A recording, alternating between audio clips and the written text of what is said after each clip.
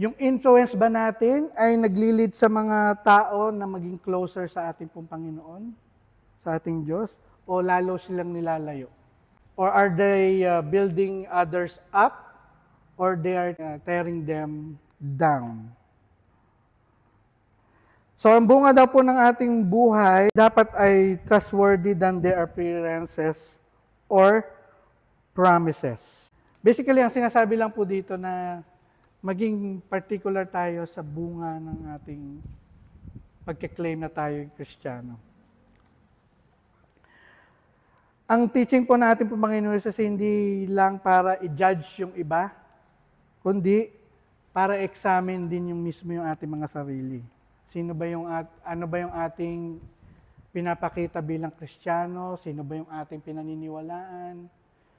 Or etc. etc.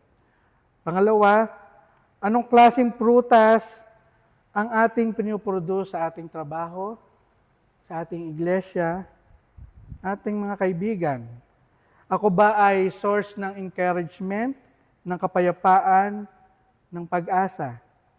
Or ako ba ay nagiging source ng division, ng galit, o ng pagchichismisan? So, maging paalala sa atin ito na tayo ay dapat maging rooted na malalim sa ating pong Panginoong Jesus lamang. Ano po? Walang iba. Kagaya ng mga puno na nangangailangan ng tubig at araw, kailangan natin ng nutrients ng salita ng Diyos, ng panalangin, at ng fellowship. Kailangan din po natin i-practice yung fruit of the Spirit. Araw-araw. Choose kindness over harshness, forgiveness over bitterness, truth over lies.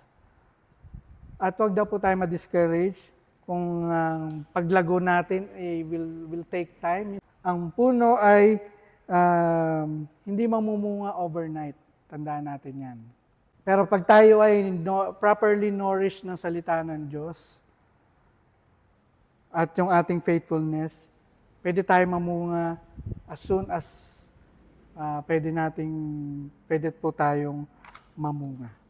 And they will know we are Christians by our love.